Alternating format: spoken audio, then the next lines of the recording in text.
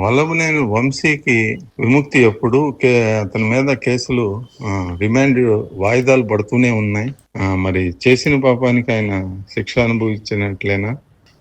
ఈ కేసులకి ఎప్పుడు ఆయన బెయిల్ మీద రావచ్చు. నమస్కారం అండి. వైఎస్ఆర్ కాంగ్రెస్ పార్టీ నేత గన్నవరం మాజీ ఎమ్మెల్యే వల్లభనేని వంశీ మోహన్ కేసులో నిన్న ఒక కీలక మార్పు చోటు చేసుకుంది.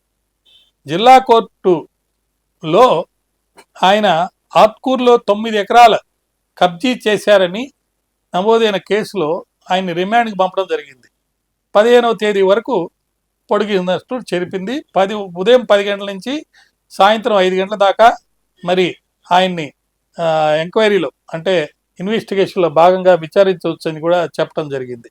అనుమతి ఇవ్వడం జరిగినందువల్ల ఈ కేసులో 71వ ముద్దాయిగా ఆయన ఉన్నాడు.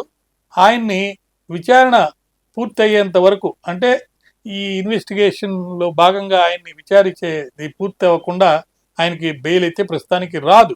అయితే వల్లభనేని వంశీ గారికి మీద పెట్టిన కేసుల్లో ఆ 409 కూడా ఉంది కాబట్టి ఆయన బెయిల్ ఇవ్వడానికి, ఆయన బెయిల్ పొందడానికి మరి కొంత ఇబ్బందికరమైన పరిస్థితి అయితే ఉంది. అంతేకాకుండా ఇతని మీద ఇంకా కొన్ని కేసెస్ ఉన్నాయి. ఆ కేసు అన్నిట్లో బెయిల్ రావాలంటే ఖచ్చితంగా కొంచెం టైం పట్టేటట్టుంది. సిఐడి వాళ్ళు ఈ కేసులో ఈయన మీదున్న కేసులన్నింటిలోకి ముఖ్యంగా ఎన్ని ఆధారాలు ఉన్నాయని వాటిని సేకరించేందుకోసం చాలా ప్రయత్నాలు జరుగుతున్నాయి. దీనిలో భాగంగా ఈ దాడికి సంబంధించిన పథక రచన, ఇతర వ్యక్తుల ప్రమేయం ఏమన్నా ఉందే అనే అంశాలపై అధికారులు తేల్చనున్నారు. 71వ ముద్దాయిగా ఉన్న వంశీ ఈ కేసులో ముఖ్యంగా రాజకీయంగా చూస్తే ఆయన చేసినటువంటి తప్పులకి మరి ప్రతిఫలంగా రివెంజ్గా ఈ చర్యలు, ఈ కేసులు ఉన్నాయా అని అందరూ అనుకుంటున్నారు. రాజకీయంగా ఈ కేసు చాలా తీవ్ర చర్చనీయాంశంగా మారింది. వంశీమోహన్ సమర్థించేందుకు వైసీపీ నేతలు ప్రయత్నిస్తుంటే మరి ప్రత్యర్థి పార్టీ అయిన టీడీపీ అనేక విధాలుగా విమర్శలు చేస్తుంది.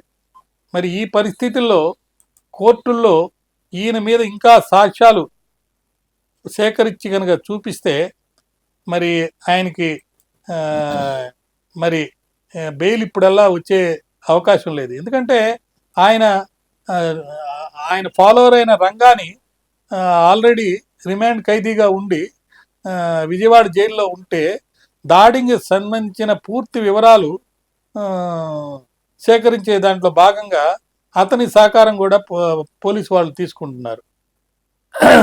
గురువారానికి ఈ కేసు వాయిదా వేశారు.